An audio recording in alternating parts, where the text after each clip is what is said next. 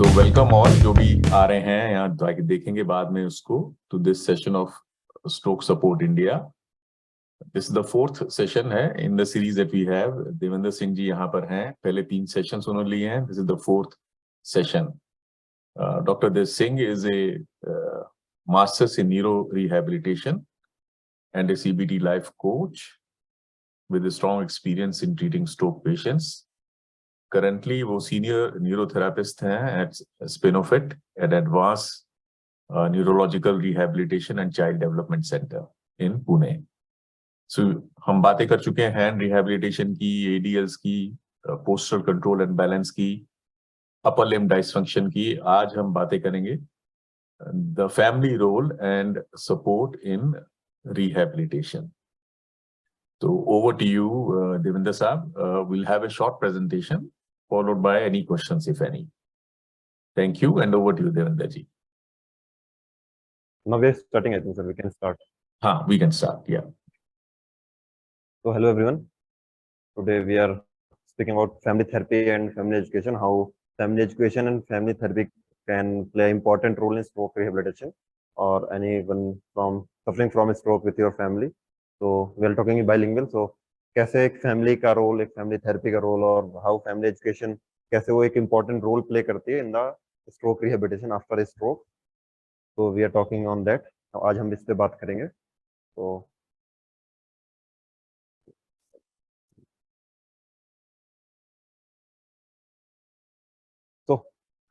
This is family support for patient with stroke. तो before starting this session, अगर हम इसे स्टार्ट करें पहले just I will tell you story और जस्ट अ कंडीशन कि मैं आपको एक ओवरलाइन देने की ट्राई करता हूँ. ये जस्ट थिंक कि एक डे है when you are just working normally, your healthy life you are going on. आप अपने काम पे जा रहे हैं, you are doing your job, you are doing everything by your own self. आप टोटली इंडिपेंडेंट है अपने ऊपर. मे बी आपकी फैमिली भी आप पे just you are the only one earning और you are the support of your family. आप अपना जॉब भी कर रहे हैं, आप फैमिली की देख रेख भी कर रहे हैं, you are doing everything by your own. Then sudden एक एपिसोड ऑफ समथिंग जिसको आप मे बी आपको अवेयर नहीं है आपके साथ क्या हुआ. एक एपिसोड होता है, you are wake up in the hospital the next morning. आप दूसरे दिन सो के उठते हैं इन द हॉस्पिटल और you feel okay now my half body is not working. तो this is not a small thing. और एक आपकी पूरी life, if you are age 60, अगर आप 60 साल के हैं, तो फिर आपके कोई फैमिली मेंबर हैं जो 60 साल के हैं, उन्होंने 60 साल की जो लाइफ है वो कैसे एक 60 साल की लाइफ में क्या किया है. Just they are going through his all independency in his life. Like उन्होंने जॉब खुद ली, they have their child, their family, everything they are doing by own self. But life के कुछ एंड स्टेज बोल सकते हैं इन 60 मिड आफ्टर लाइफ, आधी life के बाद एक ऐसा इंसिडेंट होता है जिसने उनको एक लाइक चाइल्ड वी कैन से कि वापस से एक फेज में डाल दी जिसमें दे अगेन गॉट डिपेंडेंट. तो उस टाइम क्या है, एक हमारा जो माइंड सेट है वो प्रिपेयर हो चुका होता है और बन चुका होता है कि आई एम डिपेंडेंट. और हमें ये भी पता है कि stroke mostly common in males होता है. तो there is a masculine factor also because male are dependent, they are not likely to dependent but they are someone is dependent on you. तो बहुत सारी फैमिली मेंबर्स, उनकी wife हो सकती है, उनके बच्चे उनके ऊपर डिपेंड होते हैं. पूरी लाइफ ऑफ जर्नी एक ट्रेवल किया है एंड सडन एक डिपेंडेंसी आ जाती है, मैं अब किसी और पे डिपेंडेंस हूँ. Feeling of that thing is also there. तो स्ट्रोक जस्ट एक फिजिकल डिसेबिलिटी नहीं है जिसमें एक फिजिकल डिसेबल होता है पर्सन कि वो अपना काम नहीं कर पा रहा या अपना बेड से उठ पा रहा है. That is a part of that thing कि आप स्ट्रोक के बाद वो चीज एक फीलिंग ऑफ जो डिपेंडेंसी है वो तो रहेगी, पर साथ में वो एक मेंटल भी डिस्टर्ब करके जाता है. मेंटली भी there are some psychological factor also.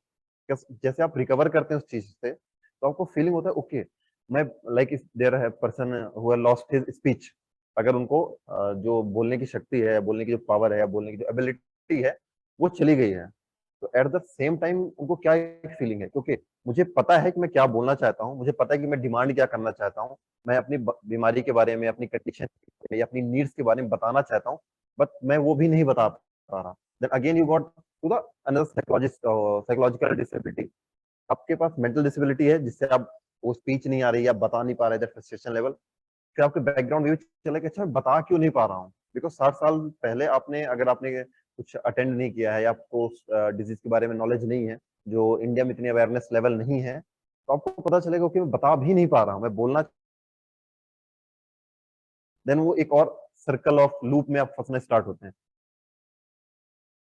Okay क्या हुआ था या फिर मेमोरी क्या है, देन अगेन एक और आता है, okay I lost my memory also. तो डे बाय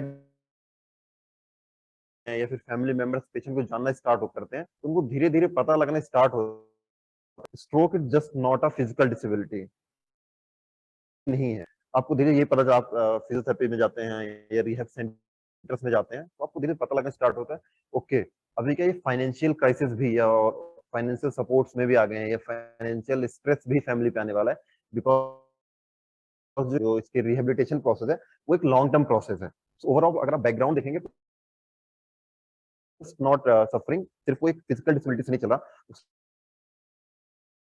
इमोशनली आना स्टार्ट हो, साइकोलॉजिकल आना स्टार्ट हो, मेमोरी लॉस आना स्टार्ट हो, तो just a whole bunch of disease और whole bunch of disability just एक दिन में एक पेशेंट पे या एक इंडिविजुअल पे आई है। तो getting to these things is a very difficult part. तो that's why we need CBT coaches, life coaches, जो आपको गाइड करते हैं, okay how to plan these things. आप इनको जो कोकअप करेंगे या कोपअप करेंगे इन चीजों से, तो कैसे करेंगे, they will tell some method. At the same time आप साइकोलॉजिस्ट से मिलेंगे, जिससे आपको interpersonal relationships with the wife हो सकता है, विद द चिल्ड्रन हो सकता है, with your, if you are still going to job, there are some, if there is a minute injury like अगर ब्रेन के बहुत छोटे थैलेमिक पार्ट में हुआ है, तो आपको फिजिकल डिसेबिलिटी इतनी नहीं होती, the thing is with cognitive हो सकता है, विद बिहेवियर हो सकता है। सो आप अगर आप वर्किंग प्लेस में जाने के ट्राई कर रहे हैं, तो आपको सोचना पड़ेगा, ओके मैं चला तो जाऊंगा, बट समवेयर यू नो कि there is something in my memory. तो आप उनको बचा, आई कैन से कि आप जॉब में जाएंगे तो आपको बता नहीं सकते, बिकॉज अवेयरनेस उनके पास भी नहीं है, क्योंकि आई एम स्किपिंग समथिंग या मैं कुछ भूल जाता हूँ। I need to reassurance of the things, मुझे आपको बार बार कोई चीज बतानी पड़ेगी, या मैं वर्किंग प्लेस में हूँ तो आप मुझे कुछ टास्क देते हैं, देन अगेन आपको टास्क रिपीट भी करना पड़ सकता है। देन अगेन सोसाइटी स्ट्रेस, अब क्या होगा, आपके आसपास के लोग हैं, उनको भी नहीं पता व्हाट इज स्ट्रोक, उसके बाद क्या क्या प्रॉब्लम्स आती हैं फॉर देम। अगर स्ट्रोक हुआ है, इट्स लाइक कि पैरालाइज हो गया है। और अभी भी इंडिया में जो मेरी, that was my research only in masters, की level of awareness about stroke in Indian defence forces and their families. तो मैंने ये पाया कि most of the family in defence also, they are officers family, they are well educated, उनकी families में भी और उनके एक सराउंडिंग में भी अवेयरनेस की एक लेवल नहीं है, बिकॉज लोगों को पता ही नहीं है कि okay stroke bye hearing disability भी हो सकती है, स्ट्रोक बाय स्पीच डिसेबिलिटी भी हो सकती है। कुछ फैक्टर्स ऐसे ही मिले और कुछ मुझे रिजल्ट्स ऐसे मिले जिनको ये भी नहीं पता कि जो लकवा है या जो स्ट्रोक है वो सिर्फ ब्रेन पे हुआ है, not in the hand function. लोगों को ऐसा लगता है कि लकवा ब्रेन से कोई रिलेशन नहीं, समथिंग जो हुआ है वो हाथ और पैर में हुआ है। तो there other part of society जिनको पता नहीं है, they will give advice, they will जज यू, तो आपके ब्रेन पे वो भी चलना स्टार्ट होता है, ओके मुझे ये जज किया जा रहा है, मुझे सोसाइटी ऐसा देख रही है, या फिर मुझे ये सोसाइटी में जाने में या सोसाइटी में इन्वॉल्व होने में, सोसाइटी के फंक्शंस में इंडल्ज होने में मुझे प्रॉब्लम हो रही है। बिकॉज अगर मैं सोसाइटी किसी फंक्शन में जाता हूँ और लोगों को नहीं पता है कि मुझे स्ट्रोक हुआ है, like if you are not physically, अगर फिजिकल इतना ज्यादा डैमेज नहीं हुआ और फिजिकल डैमेज हुआ भी है, तो उनको लगता है फिजिकल डिसेबिलिटीज को सारा कुछ याद होगा, पहले का सारी मेमोरी होगी, स्पीच नॉर्मल होगी, बिहेवियर इनका नॉर्मल होगा। बट जब आपसे बात करना स्टार्ट करते हैं इनसे, तो उस टाइम आपको पता लगेगा ओके सामने वाला मुझे जज कर रहा है कि मैं कुछ ना कुछ मिस कर रहा हूँ, ये कोई इन्फॉर्मेशन नहीं, तो देन दे विल आस्क, अच्छा तुझे याद नहीं है, तो हम ये कर रहे थे, तुम्हें आपके जॉब के बारे में याद नहीं है, और एक वर्ड आपके ब्रेन पे जाएगा या पेशेंट के ब्रेन में एक वर्ड जाएगा, और वो उसको एक लूप होल फंसाने स्टार्ट कर दिया कि I am not capable of, और I am incapable, my incapabilities of society, कि मैं उतना एबल या कैपेबल नहीं हूँ इन सोसाइटी फंक्शंस में, या सोसाइटी की वर्क लाइफ में, या सोसाइटी के कुछ फंक्शंस में इंडल्ज होने के लिए। एट द सेम टाइम आप ये भी ऑब्जर्व कर रहे होंगे अपनी फैमिली में कि ओके मेरे साथ डिजीज हुई है, बट ये डिजीज मेरी फैमिली को भी सफर कर रही है, तो अगेन आपको मानो कि मेरी वजह से there is a self, I can से सेल्फ डाउट और सेल्फ ब्लेमिंग भी एक फैक्टर स्टार्ट होता है आफ्टर स्ट्रोक, कि ओके मेरी वजह से मेरी फैमिली को फाइनेंशियल स्ट्रेस से गुजरना पड़ रहा है, because you are seeing everything, आपको पता हर चीज लग रही है, तो अगेन वो भी आपके ब्रेन में चल रहा होता है। तो these are the factors which are coming in between the rehabilitation or in the case of stroke, I can say, तो ये फैक्टर्स स्ट्रोक में आते हैं। So there is a list of factors I'll show in the next slide. So how benefits of family support and patient with stroke. So there are various benefits in various uh, terms and various phase of the rehabilitation. Starting from the acute phase, जब patient को at the time वो admit हुआ है और at the time he is conscious to his disability, conscious to his injury, मतलब जब patient ICU या फिर wards में आ गया है, उसका brain का inflammation कम होने start हुआ है, patient is now aware. Sometime ऐसा होता है कि just after 1 or 2 hours, 1 या 2 घंटे के बाद ही patient aware हो जाता है कि okay he is in consciousness. अब उसके क्वेश्चंस स्टार्ट होते हैं, उसके डाउट स्टार्ट होते हैं. At that time family will support. वो एक टाइम होता है फैमिली उसको सपोर्ट करती है और उसके क्वेश्चंस का आंसर देते हैं और they will try to gather information around क्योंकि हुआ क्या है डॉक्टर से, नर्सेस से, if someone is from the rehabilitation part और आप उसके आई कैन से कि कांटेक्ट में है, अगर आपने पहले फिजियो से मिले हैं तो you call at them, you are gathering information. So education for patient is compulsory. At the same time, this is also important part for the family also, because ultimate family को ही maximum time patient के साथ निकालना है. Because caretaker is I think हर एक caretaker 24 hours नहीं रहता. Some will be in like 7 to 7 or 7 to 8 from morning 7 to evening 8. So information gathering, knowledge, or getting information for the stroke, how to handle, how to go for the rehabilitation, how to do ADLs, how to support ADLs, because आपको habit नहीं है कि आपको toileting activities या bedding activities या positioning कैसे कराना है पेशेंट्स को, और पेशेंट को पता नहीं है. तो सेम टाइम पे वो आपको भी लर्न करना है. तो एक स्ट्रेस आप पे भी आता है.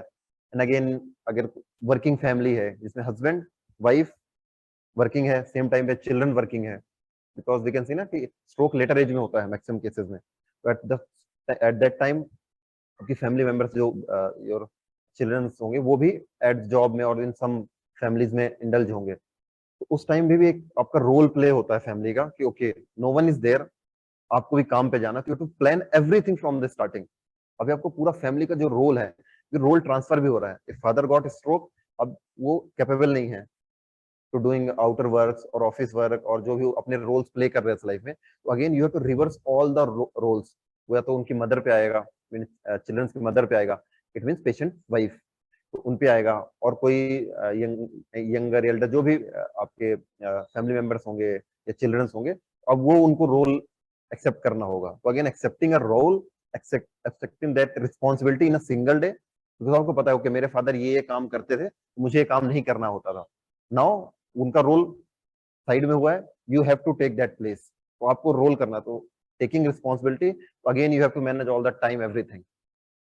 So where these factors are coming from? So family support first is functional status, then physical, emotional, psychological, spiritual, practical, informational, and social recoveries. So I'm talking one by one on these factors because these are coming the between family support.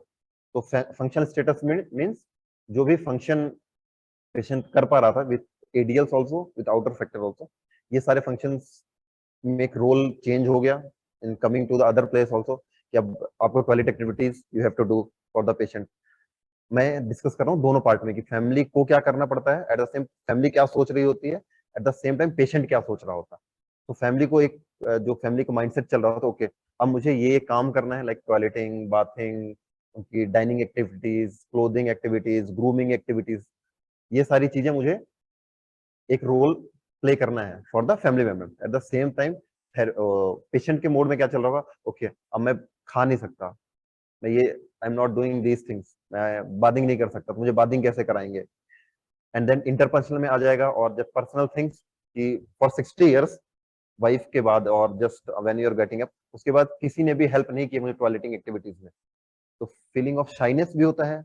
लोग इतने active है तो कि I have to wear diapers initial phase, I have to use pee box, क्या मुझे अब जो bed पे ही पी करना है, और I mean catheter if someone is in the catheter, तो वो चीज एक्सेप्ट करना, वो एक फंक्शनल डिसेबिलिटीज पेशेंट को शो करता रहता है.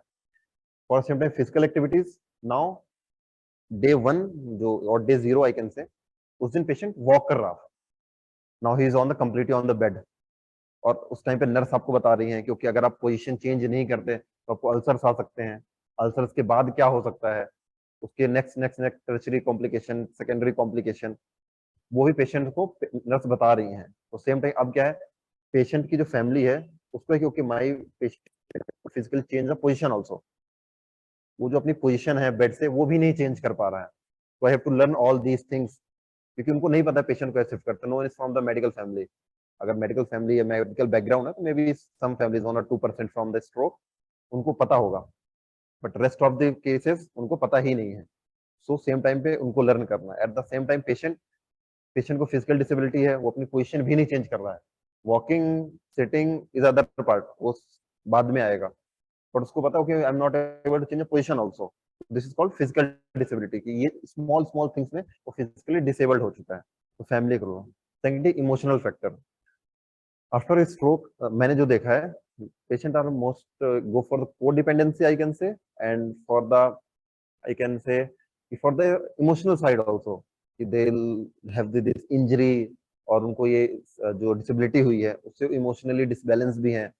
they'll sometime they'll cry for whole day, बहुत ज्यादा वो रोते हैं, फॉर पूरे दिन रो रहे हैं, अपनी डिजीज के बारे में बताना चाह रहे हैं। Eight the same time speech नहीं है, तो एक और उनको इमोशनल डिस्टर्बेंस होता है। ओके मैं बता भी नहीं सकता, उनको पता ही नहीं स्ट्रोक क्या है, उन्होंने देखा ही नहीं, उनको फिजिकल डिसेबिलिटी तो है ही, साथ साथ में उनको अगर स्पीच लॉस हो, एफेजिया इज देयर, तो उनको एक फैक्टर की ओके मुझे इंजरी हुआ है, मैं वो चीज लाइक अगर मुझे लाइफ में कुछ भी होता है डे जीरो पे, अगर मुझे आज कुछ चोट भी लगती है या मेरे साथ कुछ अच्छा या बुरा होता है इन लाइफ में, just I am capable of everything.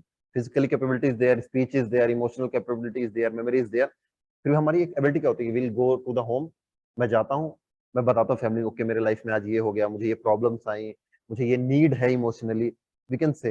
But अभी पेशेंट के साथ क्या है, एक दिन में उनकी कंप्लीट लाइफ चेंज हो चुकी है, कंप्लीट फिजिकली डिसेबल हो चुके हैं, कंप्लीट उनको मेमोरी लॉस हो चुका है, एंड उनको समझ भी नहीं क्या चीजें चल रही है। एट द सेम टाइम वो अपनी नीड्स बता भी नहीं सकते। तो आप ये देखिए इमोशनली कितना डैमेजिंग होता है एक पेशेंट्स के लिए, कि आफ्टर स्ट्रोक, और that is a worst case of neurological disability I can say. Like जो स्पाइनल कॉर्ड इंजरी है, we can say in the top most spinal cord injury, we here in spinal fluid we are treating mostly spinal cord injuries and stroke.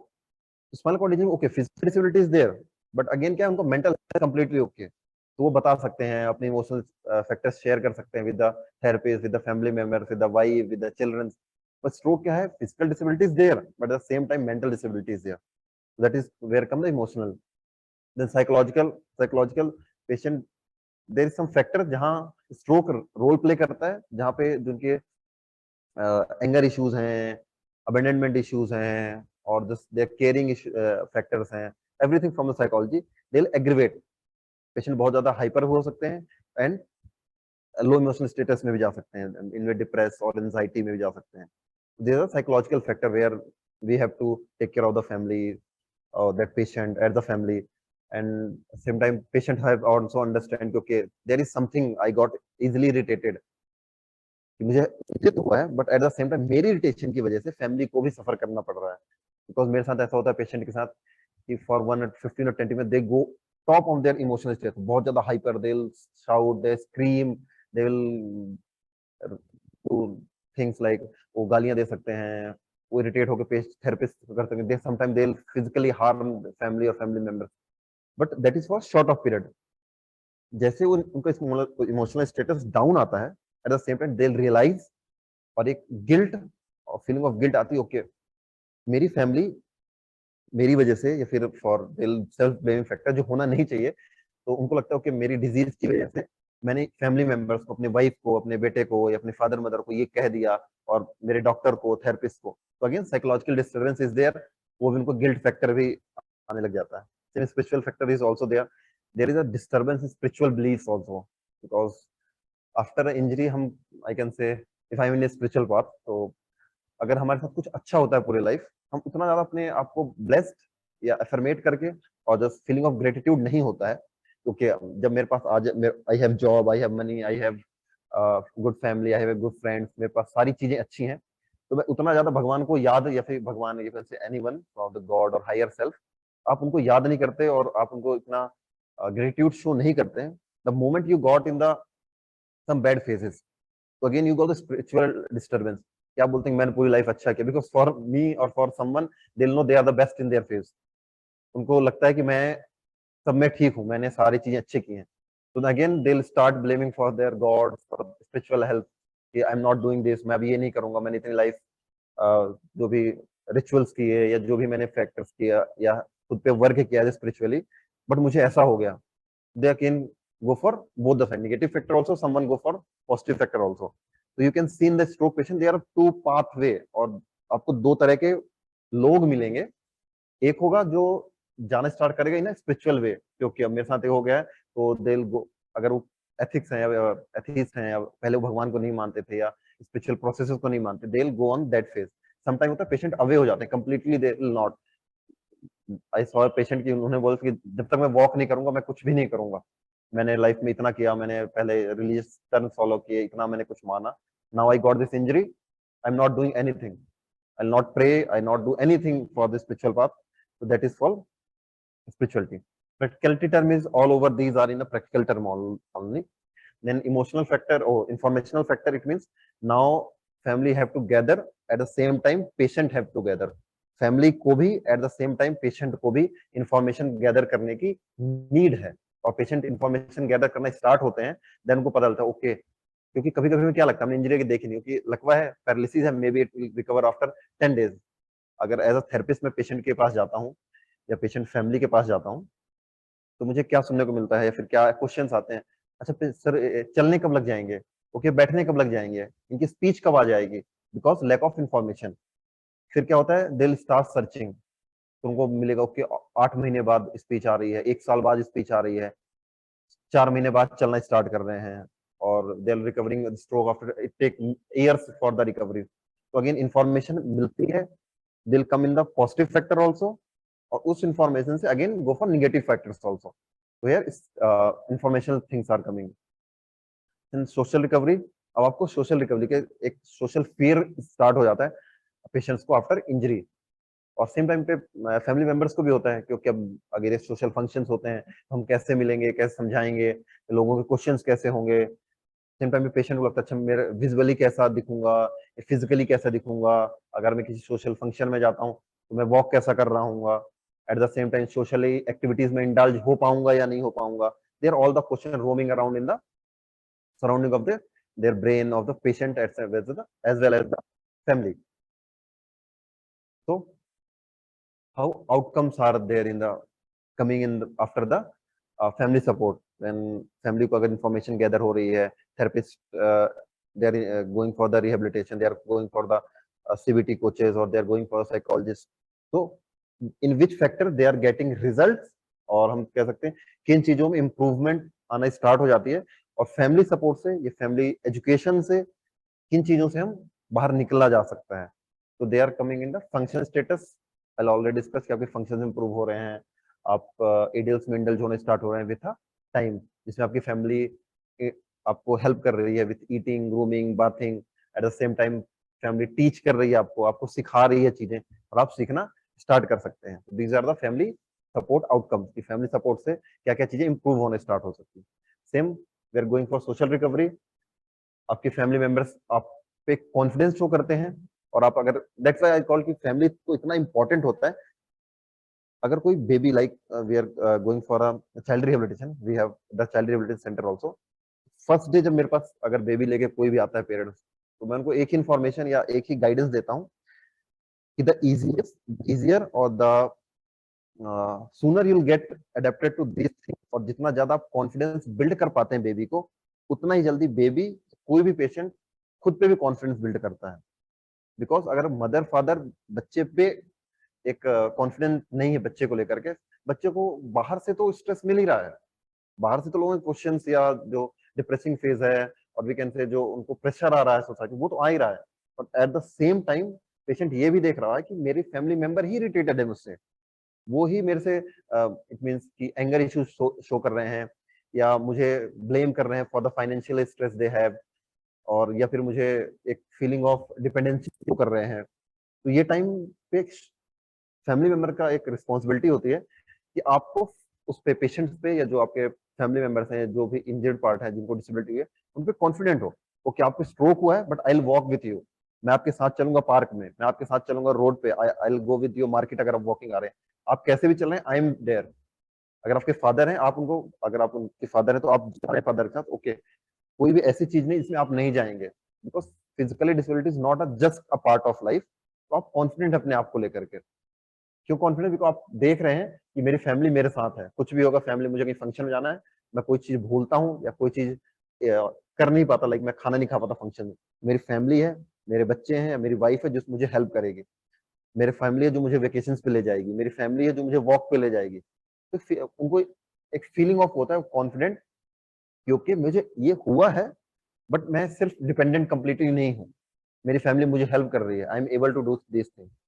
Same with depression and anxiety. There is a normal factor. Everyone is going through these factors. Normal factor, a normal person also, or if there is a disability or एक temporary disability, उसके बाद भी factors आते हैं. Because these factors are not just कि एक injury या disability के बाद आएंगे या सिर्फ stroke patients में आएंगे. तो इन factors पे एक family support बहुत अच्छा role play करता है. Same for the social activities. जो भी हम सोशल एक्टिविटीज करते हैं, we will call this function also, और we going outing and doing functions और डूइंग थिंग्स जो हम सोसाइटी पे करते हैं या सराउंडिंग पे करते हैं, एनवायरनमेंट में जाके करते हैं, this all things are coming that place. तो उसमें भी एक फैमिली सपोर्ट के बाद एक बहुत मेजर हेल्पफुल होता है पेशेंट्स के लिए। That is repeated social activity. This is ADLs. तो family support, how ADLs will improve family support, discuss किया कि सारी एक्टिविटीज में फैमिली एक रोल प्ले करती है, फैमिली आपको ट्रेन कर रही है, एट द सेम टीच कर रही है, at the same time help कर रही है फॉर योर एडीएल्स। आपको खाना खाने में दिल सर्च न्यू मेथड, बिकॉज आप तो सोच रहे ही हैं, but at the same time patients भी सोच रहे हैं, ओके अगर मेरी मदर को ये नहीं पता फ्रिज ओपन कैसे करते हैं या इसको क्या बोलते हैं, तो आप क्या करते हैं एडीएल्स के लिए, जो मैं बहुत मोस्ट कॉमनली यूज करता हूँ, I will ask the patient family या मैं उनके जो भी कनेक्ट में है पेशेंट्स के नियर बाई हैं, मैं उनको बोलता मेक अ नोट, मतलब स्लिप में हम पेस्टिंग स्लिप्स, उसमें लिखते हैं ओके दिस इज फ्रिज, अभी स्पीच नहीं है, and will paste on the fridge. तो वो देखते हैं, they have if their reading abilities, वो रीड कर सकते हैं, अगर नहीं है तो for some days I will just make him speech okay this is fridge. तो पेशेंट्स को क्या लग रहा है एडीएल्स, okay now I can go and open the fridge, this is fridge. Same for lights also, same for drawer, beds, glasses, you can stick these sticker every anywhere. तो क्या patient को जो memory factors, okay what there called fan को क्या बोलते हैं, because they have the that disability. Stroke बाद ये भी आता है पेशेंट नाम ही भूल जाते हैं चीजों का, हाउ टू यूज ये भूल जाते हैं। तो एडीएल्स में आप हेल्प कर रहे हैं, सेम टाइम आप चीजें मॉडिफाई कर रहे हैं एडीएल्स के लिए। लाइक अगर पेशेंट्स को किचन एक्टिविटीज करनी है, तो आप कोई चीज नाइफ कैसे यूज करना है, स्पून कैसे यूज करना है, तो आप यूनिवर्सल कप्स यूज कर रहे हैं या easiest way of method search कर रहे हैं फैमिली मेंबर्स। मैं अपने पेशेंट्स को या अपने फैमिली मेंबर को आफ्टर स्ट्रोक कैसे हेल्पफुल कर सकता हूँ अपने उनके एडीएल्स में इंप्रूव करने के लिए। अगर शार लाइक फॉर एग्जांपल उनको वॉशरूम में यूज करने में डिफिकल्टी है, हम एडीएल्स कैसे इंप्रूव कर रहे हैं, मैं एक हैंडल अटैच कर देता हूँ नियर द कबोर्ड। अगर वॉशिंग एरिया है, अगर वो स्टैंडिंग आ चुकी है, स्टैंड कर पा रहे हैं, तो मैं एक आई कैन से स्टैंड और they can gripper, there is long gripper, हम वॉशरूम में वो फिक्स कर सकते हैं, जिनको होल्ड करके they stand and take shower. अगर टैब्स हैं, हम टैब्स के नॉब्स बड़े कर सकते हैं। This things we are doing for making ADLs and daily activity easier for the patient. तो ये चीजें हम at the same time activity improve कर रहे हैं। So these are the role of the family. Same knowledge about stroke हम खुद भी पढ़ रहे हैं as a family member, as a caregiver, as a care taker, we are reading things.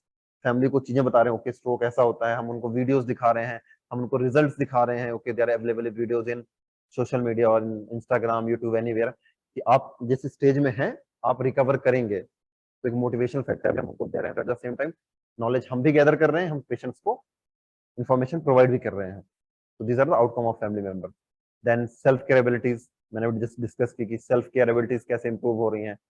Like Velcro हम यूज कर सकते हैं, हमने पिछले वेबिनार में डिस्कस किया है कि हाउ विल यूज वेलक्रो। हम टाइज या जिपर्स कैसे यूज करते हैं, बिग जिप्स कैसे यूज करते हैं, ये चीजें हम सेल्फ केयर में इंप्रूव कर रहे हैं पेशेंट्स के। सेम क्वालिटी ऑफ लाइफ, अगर ये सारी चीजें like social recovery, depression, anxiety, social activities, ADLs, knowledge, self care, ये सारी चीजें इंप्रूव होती हैं, तो एट द सेम टाइम क्या होगा, क्वालिटी ऑफ लाइफ भी इंप्रूव होगी।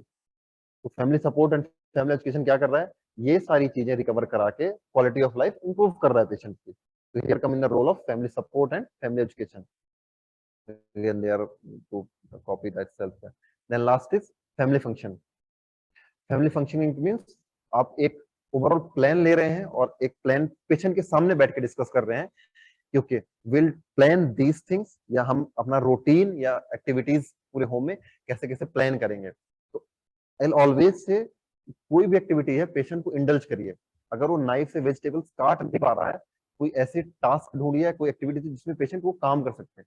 Like CIMT we are calling. CIMT में हम क्या करते हैं, एक हाथ को बांध देते हैं, जो नॉर्मल अफेक्टेड आर्म है, नॉर्मल हैंड वर्किंग से उनको कोई एक्टिविटीज दे सकते हैं. Then they can just dip the vegetable in the water.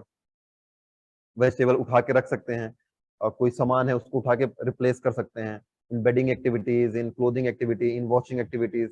और अगर आपको कोई वॉशिंग मशीन में लाइक कपड़े, हम क्या इंडल्ज करते हैं पेशेंट्स को. कि अल्टीमेट हमें क्या करना है, पेशेंट को एबल करना है. एबल के लिए बेस्ट वे हमें ब्रेन को रिफंक्शन में डालना है. रिफंक्शन किससे हो रहा है, न्यूरोप्लास्टिसिटी से हो रहा है. इट मींस हम ब्रेन को रिवायर कर रहे हैं उन एक्टिविटीज के लिए. तो रिवायर कैसे होगा, जब वो एक्टिविटीज करेंगे. हम क्या करें, फैमिली फंक्शन में इन्वॉल्व कर रहे हैं पेशेंट. तो ऑलवेज इन्वॉल्व. अगर डे 0 से इन्वॉल्व करिए. अगर वो बेड रिडन है, फिर भी कोई चीज आप उनके पास ला के रख सकते हैं, उनके बेड साइड से कर सकते हो. ओके, आप नॉर्मल हैंड से ये एक्टिविटीज करना स्टार्ट करिए. वो सही करेंगे, गलत करेंगे, कुछ मिस करेंगे, तो they again get the knowledge क्योंकि क्या क्या प्रॉब्लम्स आ रही हैं, मुझे कैसे उनको रिजॉल्व करना है.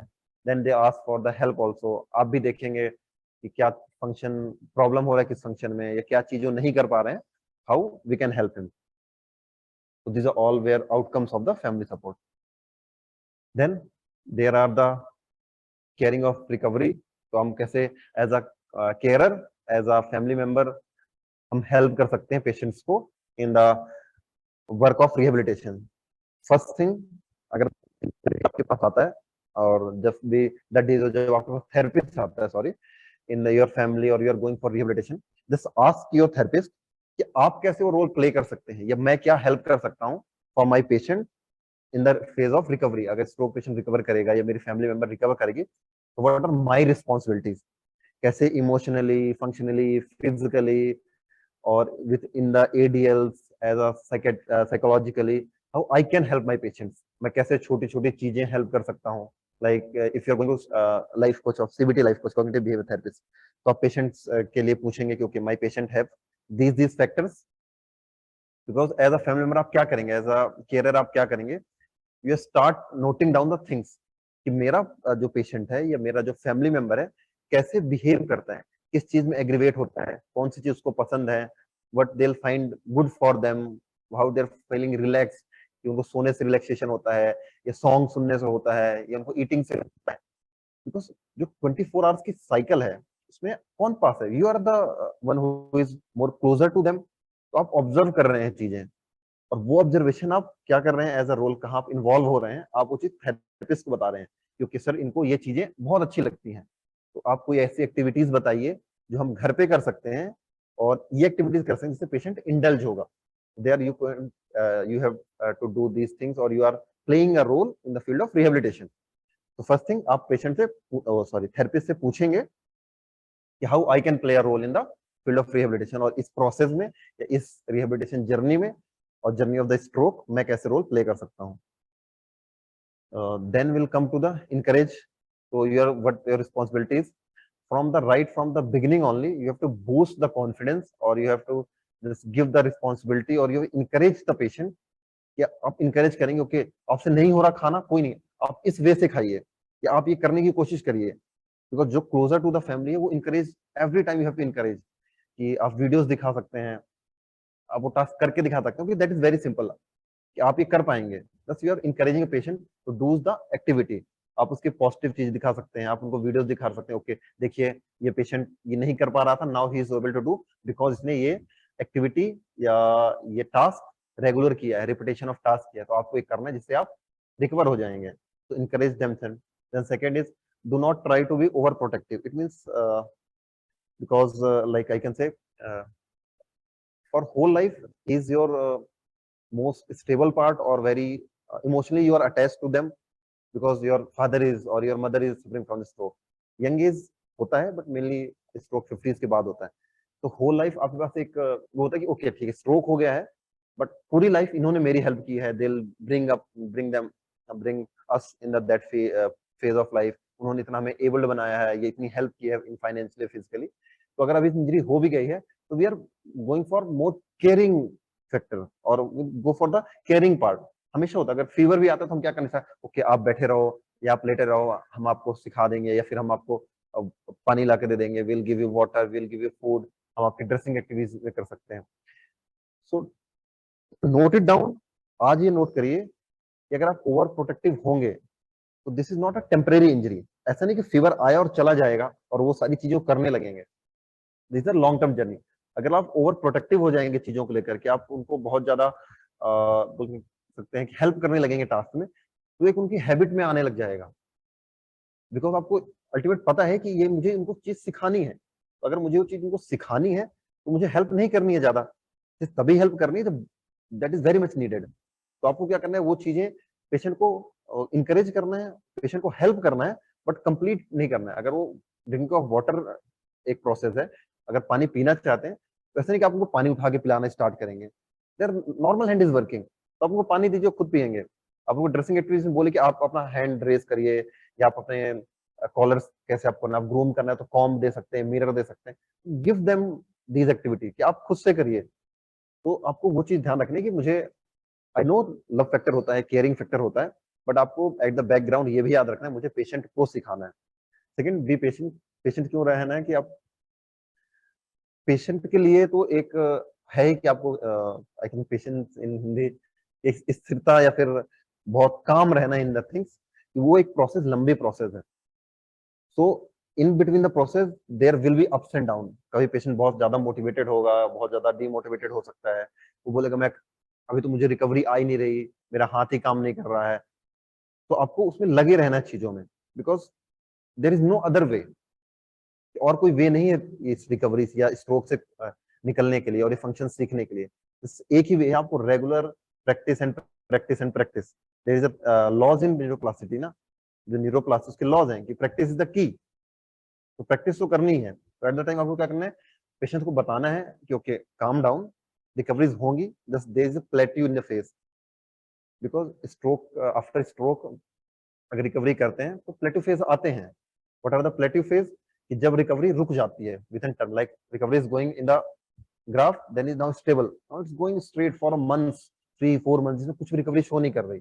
इट मींस ऐसा नहीं कि रिकवरी रुक चुकी है, इट मींस ब्रेन एक रिवायर फेज में है और वो डिफिकल्ट टास्क में और एडवांस रिहेबिलिटेशन में ब्रेन जा रहा है। इट नीड दैट टाइम, और उसी टाइम पे वही एक टाइम होता है इसमें आपको रिहेबिलिटेशन पे, अपने थेरेपिस्ट पे, उस प्रोसेस पे ट्रस्ट करना होता है। So then again be positive, always you have to be in the positive phase. आपको खुद भी रहना, बिकॉज और taking care of anyone is not a simple task. एक बहुत लंबी जर्नी है और एक बहुत आई कैन से बहुत स्ट्रॉन्ग पार्ट है, एक बहुत स्ट्रॉन्ग एक्शन है और एक बहुत स्ट्रॉन्ग रिस्पॉन्सिबिलिटी है जो आपने ली है। तो पेशेंट के साथ साथ आपको भी बहुत पॉजिटिव रहना पड़ेगा कि चीजें चेंज हो रही हैं, चीजें रिकवर कर रही हैं। एट द सेम टाइम कि पेशेंट ऐसा नहीं कि वो पेशेंट जो बिहेव कर रहा है, एग्रीवेट हो रहा है या फ्रस्ट्रेट हो रहा है तो वो किसी रीजन की वजह से, उसका पर्सनल इशू नहीं, देयर इज अ फैक्टर जो एक डिजीज की वजह से हो रहा है। तो आपको पॉजिटिव रहना उस चीजों को लेकर के, उस रिकवरी पार्ट को लेकर के। Then self care activities I can say, और I can say a record और होल जर्नी में कुछ चीजें जो आपको करनी है। इफ पॉसिबल पेशेंट को करने दीजिए, इफ नॉट पॉसिबल आप करिए। Who is the closest to like family, that patient जो केयरर है उनका, उसके लिए है। This is part of CBT also. CBT mean behavior therapist में जैसे जर्नलिंग और कीप अ डायरी। तो क्या होंगे, the moment patient is running from the home, अगर वो एबल है तो आप उसको बोले write down everything.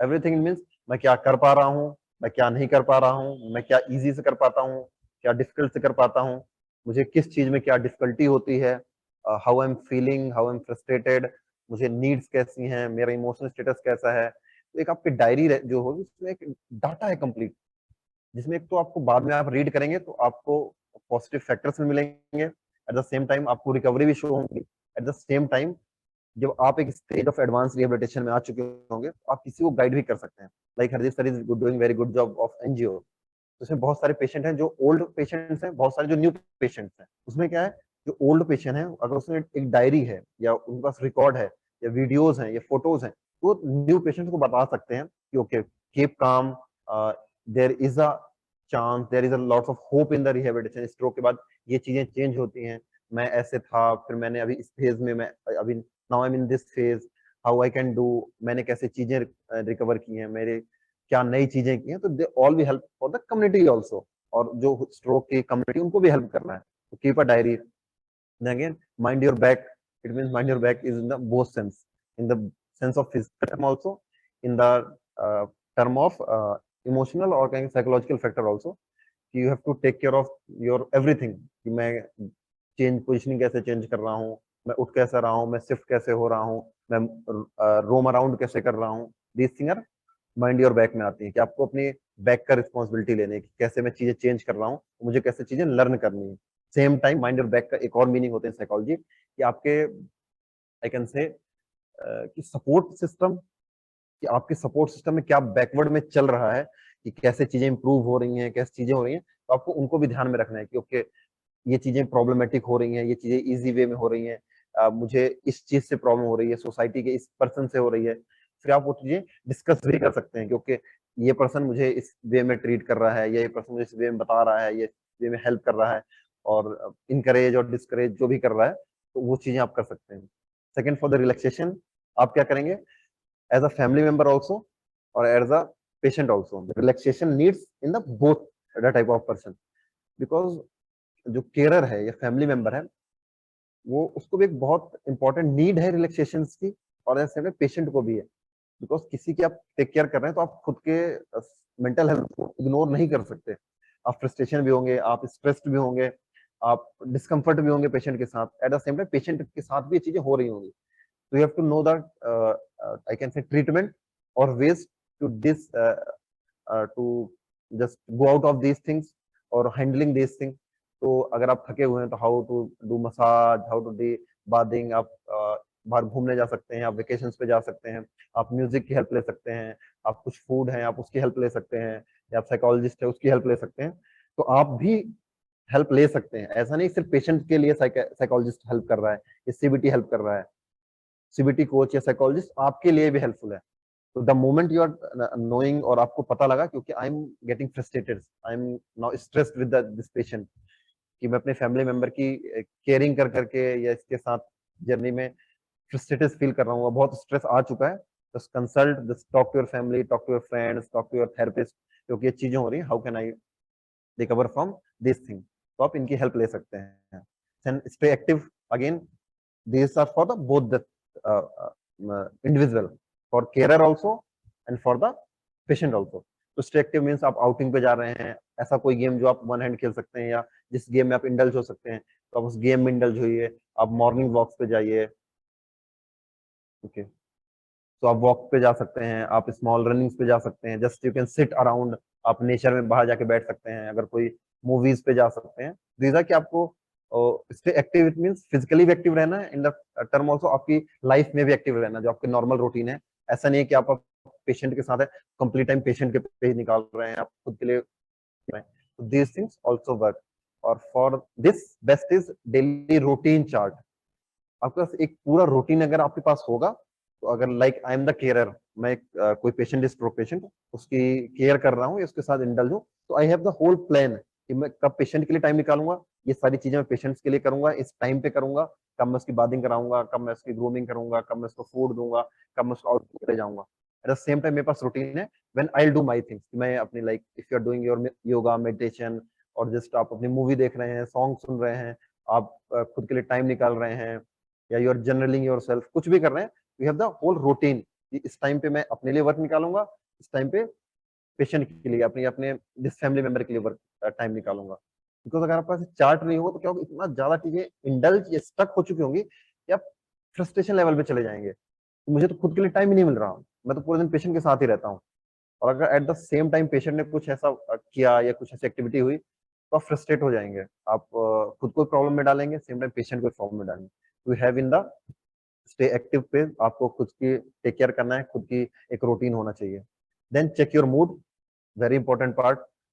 This is for mild for the patient but most part is for the therapist, sorry for the family member, carer, कि आपको अपने मूड पे ध्यान रखना है। कब, ओके क्या पेशेंट की एक्टिविटी होती है या क्या ऐसी चीज है जो मुझे कॉन्फिडेंट फील कराती है, या कौन सी चीज है जिससे मैं फटीगनेस में चला जाता हूँ, कौन सी ऐसी चीज है जिसमें स्ट्रेस में चला जाता हूँ, कौन सी ऐसी चीज में है जो मुझे पेशेंट की अच्छी नहीं लगती, कौन सी चीज है जिसमें मैं पेशेंट पे गुस्सा करने की कैपेबिलिटी में आ जाता हूँ। At the same time patient को भी ये चीजें नोट डाउन करनी है, ओके कौन सी एक्टिविटी है या मेरा फैमिली मेंबर क्या बोलता है या क्या मेरे लिए नहीं करता है जिसकी वजह से मैं इस लेवल पे जा रहा हूँ।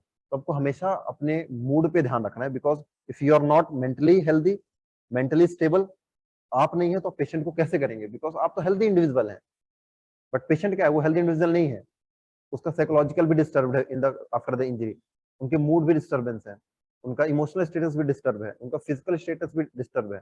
इसमें उनके पास तो है चीजें, बट अगर आपको खुद के बारे में नहीं पता तो आप उनकी टेक केयर कैसे करेंगे। बोलते हैं कि like I can say quote कि empty jar can't fill a glass, अगर कोई जार खाली है वो किसी भी ग्लास को नहीं कर सकता। लाइक अगर आपके पास ही कुछ कोई चीज नहीं, आप दूसरे को नहीं दे सकते हैं। ओके, तो first you have to filled yourself, कि आपको कामनेस में, पेशेंस में, रिलैक्स होने चाहिए, आप में स्ट्रेस नहीं होना चाहिए उस चीजों में। देयर इज समवेयर कि आपको स्ट्रेस हो सकता है, वो normal activity, normal part of life है, but you have to check your moods कि आप किस स्टेज में है। First take care of yourself, then only you will take care of your family member और patient with the stroke. So take a break. अगर आप बहुत time आपको अपने मूड चेक करिए, क्योंकि बहुत ज्यादा फ्रस्ट्रेटेड हो चुका हूँ, स्टक हो चुका हूँ इस पूरे रूटीन में, टाइम में, तो जस्ट ट्रांसफर रिस्पॉन्सिबिलिटी और जस्ट असेस योरसेल्फ और गो things which can help you, because taking a responsibility of a baby, this is like after stroke के बाद एक patient is like a baby only, हर चीज आप कर रहे हैं, तो उस टाइम पे एक रिस्पॉन्सिबिलिटी आप पे, वो इतना इजी नहीं होता। तो टेक अ ब्रेक, अगर आपको लगता है तो just change your role with some family members if possible, if there is possible, और अगर नहीं है तो hire someone as a care taker for some time, कि आप तब तक इनकी केयर टेकिंग कीजिए, then I will give a take a break. ऐसा नहीं कि मैं बोलूँ पेशेंट को छोड़ के चले जाइए कंप्लीटली, बट आप उनके रूटीन से लाइक बाथिंग करा रहे हैं, ग्रूमिंग करा रहे हैं, आप किसी और पे रिस्पॉन्सिबिलिटी थोड़े टाइम के लिए ट्रांसफर ऑफ रिस्पॉन्सिबिलिटी कर सकते हैं। तो take a break and eat well. इसे मुझे आई थिंक बताने की जरूरत नहीं है कि आप जो खा रहे हैं आप वो बन रहे हैं, what you are eating you are becoming. तो just go for the good amount of, hydrate yourself, like we are going for physical activity, जैसे हम फिजिकली अपने आप को स्टेबल कर रहे हैं, तो उसके लिए या फिर इमोशनली कर रहे हैं या मेंटली कर रहे हैं, सेम टाइम पे आपको अपने ईटिंग हैबिट्स का भी ध्यान रखना है, for the patient, for the care giver also. फिर stay in touch, it means कि आपको अपने फैमिली मेंबर्स, लाइक जो आपके फैमिली ग्रुप्स हैं या फिर फैमिली रोल्स हैं या फिर आपके रिलेटिव्स हैं या जो पेशेंट्स के फ्रेंड्स हैं, तो कीप इन टच, बिकॉज आप उस टाइम पे एक इमोशनली फैक्टर भी आ जाता है, एक हेल्दी फैक्टर भी आता है कि आप उनसे बातें कर रहे हैं, आप इन टच हैं, तो आप उनको चीजें बता भी रहे हैं, उनसे सीख भी रहे हैं चीजें, और एक फ्रेंडली इन्वायरमेंट बना हुआ है। तो stay in the touch with the your for the carer also, for the that stroke patient also. And again, there is a very important line. Don't be afraid to ask help if you need it. अगर आपको लगता है कोई help आप चाहिए in the physical form, emotional phase और mental stage, just go for help. आपको एक हिचकिचाना नहीं है या आपको उस चीज सोचनी नहीं है हेल्प मांगने से पहले। जिसकी भी हेल्प आपको लगती है, ask for help. For this thing is also care also, same for the patient also. अगर पेशेंट को लगता है किसी चीज में मुझे हेल्प चाहिए, तो जस्ट आस्क फॉर हेल्प।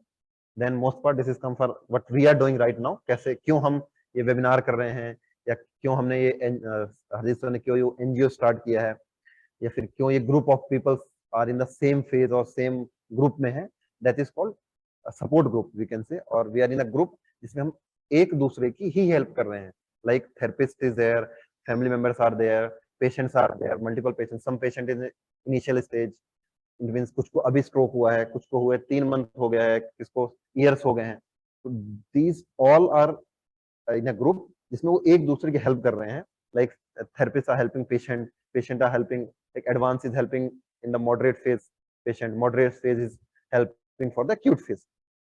तो इसमें क्या हो रहा है कि आपको एक मोटिवेशनल फैक्टर है, आपको एक साइकोलॉजिकल फैक्टर है, ओके मैं इस स्टेज में हूँ बट मेरे ये स्टेज रिकवर करेगी, मैं इस स्टेज में भी जाऊंगा। मॉडरेट वाला एडवांस वाले से पूछ रहा है, एडवांस कुछ नई चीजें सीख रहा है। तो in a group we are learning everything. तो ये बहुत इंपॉर्टेंट पार्ट, ये बहुत इंपॉर्टेंट रोल प्ले करता है, जिसमें हम एक ग्रुप ऑफ पीपल एक दूसरे को हेल्प करते हैं किसी भी रिकवरी से या फिर किसी भी इंजरी या डिसेबिलिटी से रिकवर करने के लिए। सो connected with the group in किसी भी ग्रुप में, अगर आप इस stroke global stroke support India में है या कोई भी आप अगर ग्रुप है, व्हाट्सएप ग्रुप, टेलीग्राम ग्रुप या कम्युनिटी ग्रुप है जिसमें फिजिकली जाके मिल रहे हैं लोगों से, तो आपको किसी ना किसी ग्रुप में रहना है। It will help you a lot, because आप अगर आप इस कंटिन्यूस ग्रुप में एक्टिव है तो आपको पता चलेगा कि नए रिहेबिलिटेशन प्रोटोकॉल के बारे में, नए सेंटर्स के बारे में, नई रिकवरी पैटर्न्स के बारे में, नए टूल्स के बारे में बहुत कुछ हेल्प मिलती है। तो stay connected with the any group. Then how emotionally impact, और कैसे वो स्ट्रोक ऑन फैमिली कैसे इमोशनली इम्पैक्ट होता है, that is taking care of a responsibility that I'll just first line read the just starting line. Taking on caring responsibility is a big decision.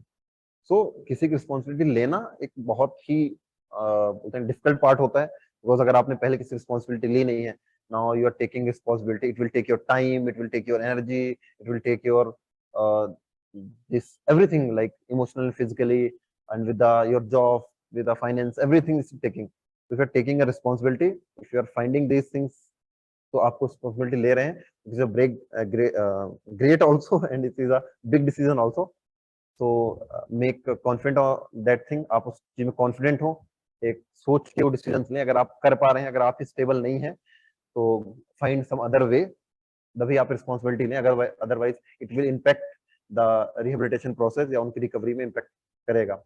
Same time पे आपको communication, how to communicate with the patient, how to do these things with the emotionally also, with the psychological factor also।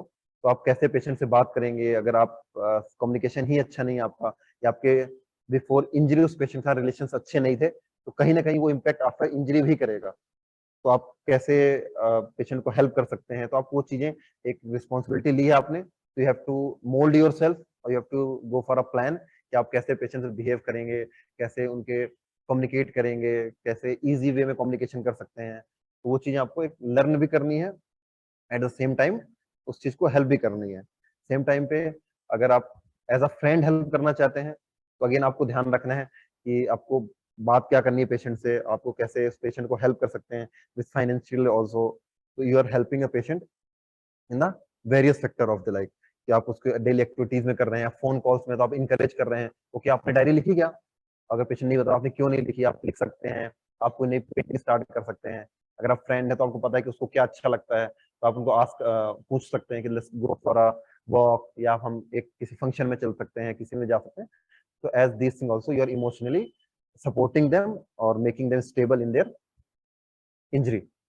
And again there is a change of role also। इसमें क्या होता है, like in this phase, कि एक transfer of role आता है। Because अगर very small factor और बहुत छोटी चीज बताऊं, लाइक अगर वो पर्सन एक लाइक उसका रूटीन है या उसका काम है कि जब वो ऑफिस से आता था, वो घर के लिए कुछ स्वीट्स या कोई वेजिटेबल्स जो भी है डाइनिंग का वो लेके आता था। अभी क्या रिवर्सल ऑफ रोल हो रहा है, अब किसी और को जाना है। तो एट द सेम टाइम आपको वो चीजें भी करनी है कि how you are spending time और how you are supporting that thing, how you are changing your role in that factor. तो उस टाइम पे आपको ये भी प्लान करना है कि अब रोल ट्रांसफर कैसे होंगे, ये चीज कौन देखेगा, ये चीज कौन देखेगा, या कौन सी एक्टिविटीज जो हम पेशेंट को अब दे सकते हैं, तो उसको अब किस रोल में डाल सकते हैं। These are all come in the factor. Then there is financial factor also. Financial factor में क्या होता है, जिसमें हम वो एज हेल्दी टॉक करते हैं पेशेंट से इन अ हेल्दी वे, कि हम फाइनेंशियल भी डिस्कस कर सकते हैं पेशेंट से, okay this things are coming in between, हमें फाइनेंशियल स्ट्रेस है, तो आप ऑनलाइन वर्क या जो भी आप कैपेबल हैं आप उससे भी कर सकते हैं। तो आप पेशेंट्स को भी हेल्प कर सकते हैं, उनको भी ऐसा लगेगा क्योंकि now I am helping my family in other way, because if he is just physically disabled, तो बहुत सारी चीजें वो घर बैठे भी कर सकते हैं। तो in the financial factor also he can help in the rehabilitation. Then again this is also very important part, और आई कैन से कि ज्यादातर बात पेशेंट्स भी नहीं करते हैं, फैमिली मेंबर्स भी नहीं करते हैं, और थेरेपिस्ट भी नहीं करते हैं, कि how to intimate in the relationships. कि अगर in the young stroke, there are people जिनको 30 इयर्स में 40 इयर्स में भी स्ट्रोक होता है, So there are like physical need, there are some emotional need, same at the intimacy role also, or I can say sexual factor are also in there at that time. So there are a very important part where we are discussing or patient and family are discussing in these factors. आप patient से बात करते हैं, अगर आपका husband है, wife है, तो कोई भी आपका पार्टनर है, तो आप उनसे क्या करते हैं, बैठ के बात करते हैं. तो this again we are dividing is in the two factor, कि जो नॉर्मल पर्सन है या जो केयरर है वो कैसे करेगा, या जो फैमिली मेंबर है. एट द सेम टाइम अगर आपको स्ट्रोक हुआ है, तो I take about the first in the patient, क्या पेशेंट अगर हैं, आपको ऐसा हुआ है, तो आप कैसे बात करेंगे या क्या चीजें डिस्कस करेंगे. तो yes, there are sexual dysfunctions also, or sexual needs role play change also, or I can say there are some incapabilities also, I can say, with a mood, with a functional disability. There are various other factors also जिनमें change होते हैं. तो आपको चीजें find करनी है और very comfortably आप या तो अपने थेरेपिस्ट से या अपने पार्टनर को बैठा के बता सकते हैं कि ओके, मुझे ये ऐसा मुझे इमोशनली नीड हो रही है, या मुझे इमोशनली ज्यादा आई थिंक इमोशनली नीड या इंटीमेसी नीड या सेक्सुअल नीड मेरी इंक्रीज हो चुकी हैं या डिक्रीज हो चुकी हैं. I want these things, I need this emotional support. These things are very personal. So you can और you have to discuss with your partner. अगर आपको स्ट्रोक हुआ है या आपको उस चीज में चेंजेस या प्रॉब्लम हुई है, तो you have to discuss with your therapist, with your partner. So इसमें भी अगेन रोल प्ले हो सकता है. You have to change roles also, dominant non dominant. तो आपको वो चीजें डिस्कस करनी है. एट द सेम टाइम अगर आप केयरर हैं and if your husband got this disability और दिस स्ट्रोक, और योर वाइफ गॉट डिसेबल, तो वेरी कंफर्टेबली आपको वो टॉपिक पे डिस्कस करना है. Every week, every day, just you are discussing everything. आप उनको कंफर्टेबल फील कराते हैं in everything, intimacy also or in talking also. You just tell me your problems. आप मुझे अपनी जो भी इमोशनल नीड है, जैसी भी इमोशनल नीड है, जैसी भी सेक्सुअल नीड है, आप मुझसे बातें करिए, आप मुझे बताइए. I will help make them comfortable, make them like in supportive phase. Okay, I am there to listen. I'll help with this. We'll take help from others. कि हम और like psychologist से या और we can say sexual health जो इन medical fields हैं, या फिर अगर बिहेवियर थेरेपी की नीड हो रही है, तो आप उस पर जैसे आप डिस्कस कर सकते हैं. और आपको चीजें डिस्कस करने with the patient and with the your partner, दोनों को एक दूसरे से आई कैन से और आई से कि just discuss these things. Because हमें डिस्कस नहीं करते, हम उस चीज को बैकवर्ड जाने लग जाते हैं. बिकॉज पूरी लाइफ आप जिस फेज में थे, और with the this is also non confident nature, है उसको सेक्सुअल डिस्फंक्शन आया है या कोई प्रॉब्लम आया है, तो they are not that much comfortable in talking. तो अगर आपको ऐसी कोई प्रॉब्लम है, तो आपको चीजें बात करनी होगी. There are techniques, there are treatments in these factors, कि आप कैसे उन चीजों को मैनेज कर सकते हैं या उस चीज से कैसे निकल सकते हैं. तो just start talking, start doing these things. Again you'll go for everything in sexual need or in intimacy rule. You have to go back to again in that phase or again in this factors. तो आपको चीजें बातें करनी है और आपको चीजें discuss करनी है for everything. So you have to take care of these things. These things are in stroke dysfunction. अगर स्ट्रोक होता है तो सिर्फ ऐसा नहीं है कि मेंटल और फिजिकली डिस्टर्ब हो रहा patient, in sexually also there are some patient, और ये चीजें भी जस्ट दे आर नॉर्मल, ये चीजें डिस्टर्ब होती हैं आफ्टर स्ट्रोक और any neurological injury. Okay, so I think we are ending this thing. Self care. Okay, so thank you. These are the things in which I will discuss how function, how physically, how emotionally, how in sexually need, how roles are play, how financial support you can give. These are in the this is about the whole topic or whole talking for today. And मेरा ये एक aim था, मैंने topic सभी decide किया था when Hardeep sir decided for the this thing. तो हम इसमें talkative phase ज्यादा मैं रखना चाहता था, हम ज्यादा बात कर पाएं. So anyone have any question, just they can put their question in the chat box, or they can just unmute themselves and talk. Hand over to Hardeep sir, please. Thank you, Devendra साहब. I think आपने काफी elaborately और काफी clearly जो हम सबके concerns हैं, care giver के भी, फैमिली के भी, अफेक्टेड के भी, मैं कहीं पढ़ रहा था एक्चुअली, एक एक एक स्ट्रोक रिकवरी की किताब, उसका फर्स्ट सेंटेंस मेरे को अभी तक याद है। वो कहता था stroke changes everything. So Okay, sir, stroke change everything. It changes everything, as you said, जो भी आपने फैक्टर्स लिए हैं, they the roles are changed, the expectations are changed, the abilities are changed. तो बहुत जरूरी है, जैसे कि आपने बोला, to keep first of all communicating Yes, and sir. trying to understand कि both the caregiver as well as the affected, दोनों के सामने चैलेंजेस हैं, एंड इट इज आइटरेटिव। मतलब कि रिकवरी भी अच्छी तब होगी जब केयर गिवर भी ठीक से कम्युनिकेट करेगा, समझ पाएगा, और जैसे जैसे वो कम्युनिकेशन इंप्रूव होंगी वैसे वैसे रिकवरी इंप्रूव होगी, जैसे जैसे रिकवरी इंप्रूव होगी केयर गिवर के ऊपर लोड कम पड़ेगा। So it's a feedback, I think, which all the caregivers as well as the affected Yes, sir.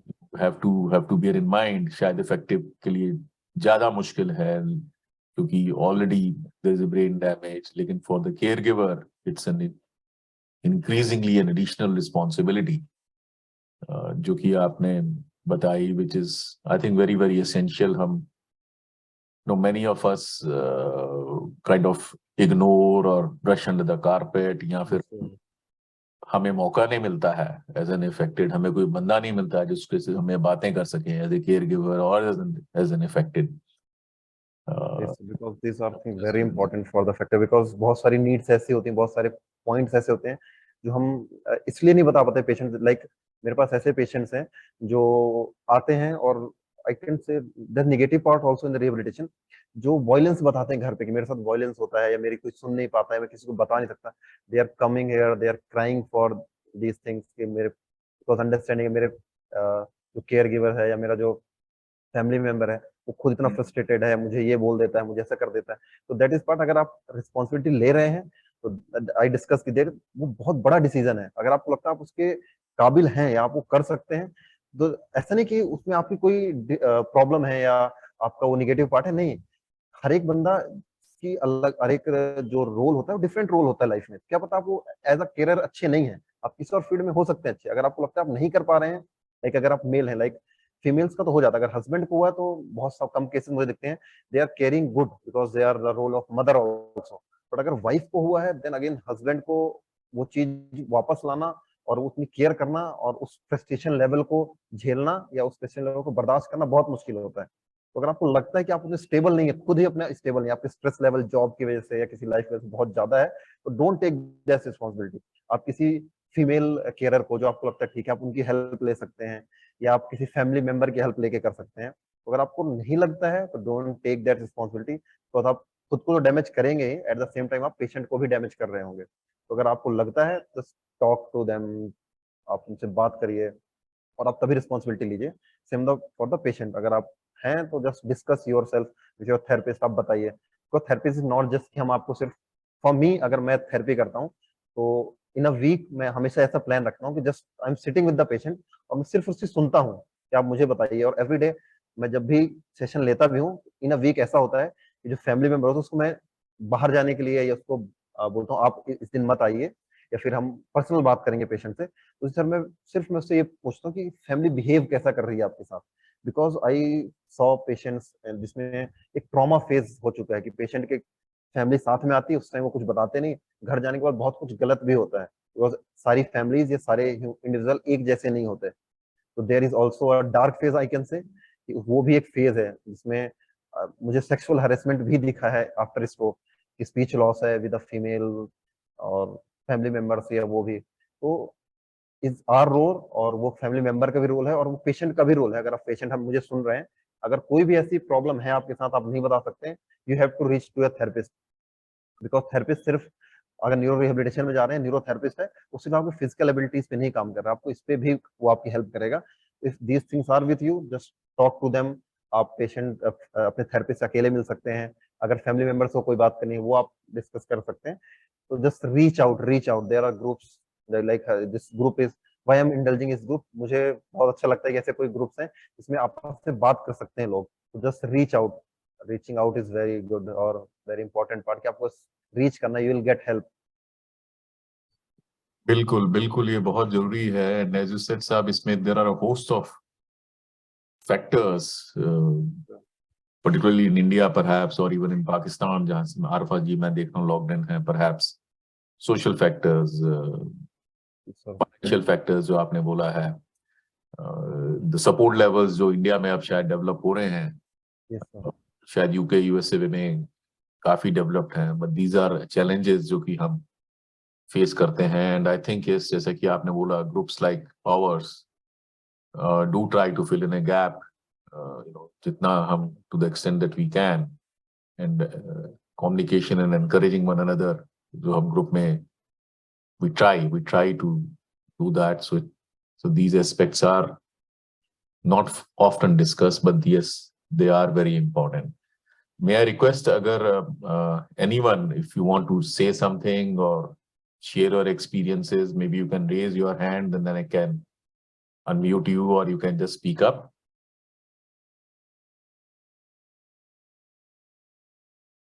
Yes, you may speak, Wilson sir. Thank you so much, sir, for giving this opportunity. मेरे को देवेंद्र साहब को basically psychological या neurological basis के ऊपर जो उन्होंने बताया, उसके बारे में कुछ पूछना था. या it is my own experience that यहाँ पर there is a lot of short temperedness Yes, sir. and decision makings, जो क्विक डिसीजन मेकिंग्स होने चाहिए या इमीडिएट डिसीजन मेकिंग्स होने चाहिए, वो थोड़े से लिंगर होते हैं. And moreover there is a lot of excitement now, as you know that I'm starting, I'm working into the courts, so it has happened that कुछ arguments वगैरह करते करते you go on a top of your voice, or you get so much of excited that the judge has to tell you, Jara, calm down, yeah, calm this thing. So it is a very bad part on about this thing. But of course, you need to have to apologize and then tell that, okay, we are a stroke or this thing and all likewise. So in such type of things, how it will help us to keep our mind cool? Okay, sir. First, I can say कि if these things are happening to you, I think I'm clear, my words is clear. If these things are happening to you, so first you have to just like know your moods. These are for both the patient and the, because आपको injury हुई है, you are in the injury phase और आप हुआ है, but that is not you change all the things in the mind. You can know, you can change things by your own. Because अगर आप मुझसे बता रहे हैं ये चीजें, मतलब आपको पता है background में. So changing yourself, like in spirituality also, we are this I can say quoting these things कि अगर आपको गलती अपनी पता है या अपनी आपकी वो प्रॉब्लम पता है, तो आपका हाफ वे तभी प्रॉब्लम सॉल्व हो जाता है कि आप वो चीज ठीक करना चाहते हैं. तो बेस्ट पार्ट इज, अगर आपको पता है कि I am going short tempered, so this is a practice of things like we are going practice of task कि आप टास्क कर करके सीखते हैं. Same thing like observing yourself, like if you see like I'm like normal person, I know कि जब मैं कोई स्पीच देता हूँ या मैं कुछ बात करता हूँ तो I'll go little bit in fast phase. तो मुझे वो गलती पता है, तो इन बिटवीन मैं अपने आप को रिमाइंड करता हूँ कि okay maybe I am going fast, जो मेरे व्यूअर्स हैं उनको समझ में नहीं आ रहा होगा, तो I'll go slow. This is self awareness. With practice I am changing these things. At the same time thing happened to the patient also. अगर पेशेंट को पता है कि मैं शॉर्ट टेम्पर्ड हो जाता हूँ, तो with a meditation, with a yoga, with behavior therapist, with writing down the things, with daily affirmation, with journaling, you are just writing down, you are just remind yourself daily, okay, I'm knowing myself, मैं खुद को जानता हूँ कि मैं यहाँ पे इस बात पे हायर फेज में जाता हूँ. At the same time there is third person I can say, or your own self is watching you also. आपको देख रहा है उस टाइम पे, तो आपको रिमाइंड करा रहा है क्योंकि आपकी वॉइस तेज हो रही, तो आई विल गो डाउन, तो आप काम हो रहे हैं. तो first thing is. Second, how external factor you can do, आप meditation for calm, breathing exercise, you are knowing कि आप like there is technique called Vipassana, I am Vipassana practice.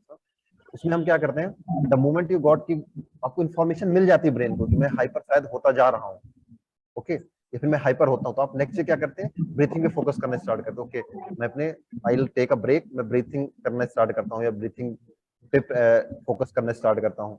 तो these are long process I can say, और I can से कि एक self awareness आपको develop करनी होगी धीरे धीरे, क्योंकि इस बीमारी की वजह से या इस डिजीज की वजह से मुझे ये चीजें आई हैं और मैं उसको इम्प्रूव करना चाहता हूँ। Meditation, yoga, physical activity, talking to them, आप वर्क करेंगे खुद पे तो इट विल चेंज, बिकॉज ये जो प्रॉब्लम हुई है विद डिजीज ओनली, ये बाहर से आई है। और एक इसमें एक और फैक्टर होता है कि ये ऐसा नहीं कि नया आया है आपके पास, जो भी आपका इमोशन था वो एग्रीवेट हुआ है। तो आप ये नहीं कर सकते स्ट्रोक ने मुझे शॉर्ट टेम्पर्ड बनाया है या स्ट्रोक ने मेरा एंगर बढ़ाया है। आपके एंगर पहले ही एंगर इश्यूज थे, उसने उसको थोड़ा एग्रीवेट कर दिया है, हाइपर कर दिया है। तो at that time also you remind okay ये मेरी प्रॉब्लम पहले से थी, मुझे इस चीज पे वर्क करना है। So you'll ask psychologists, you ask life coaches कि how I can work. Some factor like I'm already discussed कि कैसे yoga, meditation, self awareness, journaling, relaxing technique will help you. और with the practice of time, with self awareness of the things, ये चीजें ठीक होने start हो जाती हैं। तो आपको पता है अगर आपकी चीजें, तो that is very helpful कि आपको गलती अगर पता है तो it will improve with time. Just you have to self aware of that these things. Okay, thank you so much, sir. और दूसरा बात मेरे को अलॉन्ग विद दिस जो कि आपने बताया, इट इज जो पता है या it has been aggravated because of stroke, that is fine, but is it because of release of some hormones और समथिंग इनटू द ब्रेन्स जो which activates yourself more hyper? That is one question. And also about the libido or the sexual this thing you are saying that kya because of all this strokes and other factors or the medications which we are taking, does our testosterone level or our other hormonal imbalance hota hai kya? So that is not 100% I can say, because stroke is not just a disease पे बहुत ज्यादा research हुई है या एक उसके जो symptoms है कॉमन है सभी पे, there are very like same part of brain पे सेम इंजरी पे सेम डिसेबिलिटी अगर इंडिविजुअल इफेक्ट हुआ है तो उनके सिम्टम्स और कंप्लीटली चेंजेस होते हैं। तो yes, there are some factors जिसमें हार्मोन्स का डिसेबिलिटी या हार्मोन के इम्बैलेंस होते हैं, but not at that extent. At the same time testosterone का मेडिसिन पे यस, इफ समवन लाइक सिर्फ एक ट्रीटमेंट हम नहीं ले रहे हैं, आई कैन सी कि बहुत सारे लोग ट्रीटमेंट स्टेरॉइड्स का भी ले रहे होते हैं। तो यस, मेडिसिन का इफेक्ट भी होता है। दैट्स व्हाई अगर मेरे पास कोई पेशेंट आता है, और बिकॉज अभी क्या होता है कि पेशेंट की फैमिली, अगर पेशेंट है वो मेनली अगर 60 मिलते हैं अगर 50 मिलते हैं, तो पेशेंट इतने आई कैन से उनको टाइम नहीं दे सकते या इतने शॉर्ट टेम्पर्ड होते हैं, जो साइकियाट्रिस्ट की मेडिसिन खिलाना स्टार्ट कर देते हैं पेशेंट्स को। तो पेशेंट मेरे पास आते हैं, they are in drowsiness phase, तो मुझे डे 0 पे उनके एक असेसमेंट कंप्लीट करता हूँ, मुझे पता लग जाता है at I am experience with stroke, मुझे एक्सपीरियंस है स्ट्रोक को देखने का। Okay, he is in some medicine. मैं at the same time patient से पूछता हूँ और फैमिली मेंबर से कि आप लोग कौन कौन सी मेडिसिन दे रहे हैं। तो बेस्ट पार्ट इज अगर आप बैलेंस कर सकते हैं और तो don't take the psychiatric medicine. अगर बहुत ज्यादा प्रॉब्लम है, एक वो फेज है, तो you can take, but don't go in the higher thing कि आपको थोड़ा शॉर्ट टेम्पर्ड है, आपको स्लीप डिस्टर्बेंस की थोड़ी सी प्रॉब्लम है, तो आप मेडिसिन पे जा रहे हैं। बिकॉज अगर ब्रेन ड्राउजीनेस में है, ब्रेन लर्न कैसे करेगा, ब्रेन सीखेगा कैसे? अगर वो मेडिसिन पे चल रहा है, अगर उसके मूड स्टेबलाइजर आपने दे रखे हैं, एक तो आपको खुद भी नहीं पता चलेगा, at the same time you are ignoring this thing. अगर आपके मूड स्टेबलाइजर आप ले रहे हैं, मींस कोई एक्सटर्नल फैक्टर है जो आपके बिहेवियर को कंट्रोल करने की कोशिश कर रहा है, तो एक वो आपकी हैबिट में आने स्टार्ट हो जाएगा, फर्स्ट थिंग। सेकेंड थिंग, आपको पता ही नहीं लगेगा, आप खुद को एनालाइज या जज ही नहीं कर पाएंगे कि चीजें प्रॉब्लम कहां से कर रही हैं। ओके सर, तो first yes, drugs playing a role, because after some time कोई ड्रग्स देते नहीं है, सिर्फ यार ब्लड क्लॉट्स हैं तो ब्लड थिनिंग मेडिसिन स्टार्ट होती हैं, और एंटीसाइकोटिक ड्रग स्टार्ट नहीं करते हैं। आई कैन से कि कोई टाइम बाद इग्नोर कर या फिर बंद कर देते हैं कंसल्टिंग योर थेरेपिस्ट। तो आप ड्रग हेल्प रोल प्ले करते हैं, but not at that extent. सिर्फ वो है कि आप मेडिसिन ले रहे हैं या स्ट्रोक हुआ है तो रिकवरी कुछ हार्मोनल डिस्टर्बेंस होता है, but not as 100%। They are play a very minor role in that thing. तो डिपेंड ऑन इंडिविजुअल ऑल्सो। तो अगर आप ले रहे हैं तो कंसल्ट साइकियाट्रिस्ट अगर आप हैं कि आप मुझे मेडिसिन क्यों दे रहे हैं, फिर क्या मुझे नीड है, क्या मैं इसके डोजेस कम कर सकता हूँ। तो जितना आप क्लीन रह सकते हैं इन एंटीसाइकेटिक ड्रग्स, उतना क्लीन रहने की कोशिश करिए। Yes, these things are there. Thank you very much. Also, Wilson ji and Devendra साहब, I think increasingly at least हमने सेशंस भी किए हैं मेडिटेशन एंड ब्रीदिंग टेक्निक्स। कई बार हम बातें कर चुके हैं। They are many people have found it helpful, you know, जैसे courses Very भी helpful होते हैं। because oxygen is must needed for the brain.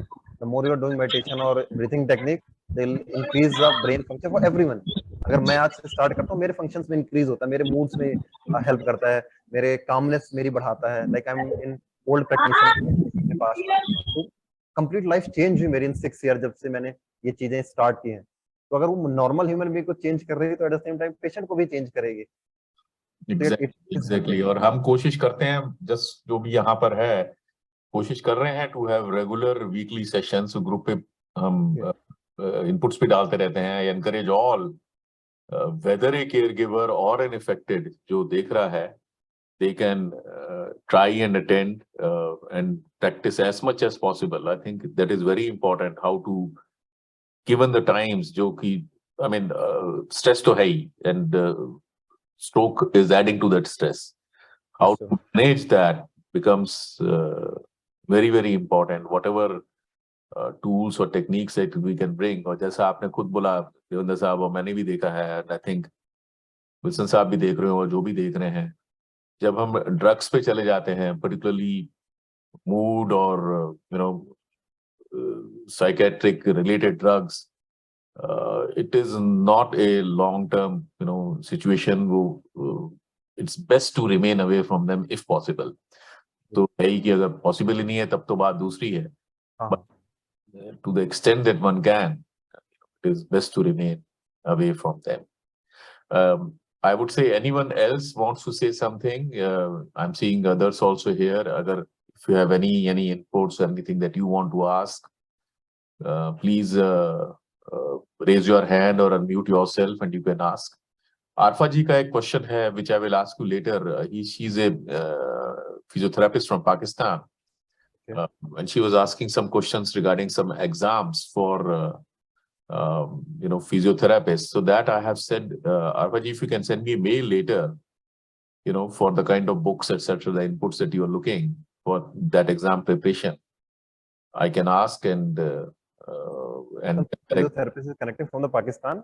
She's asking for the exams or just books and things? No, let me see if you can quickly address it. You can address it here. She's basically said,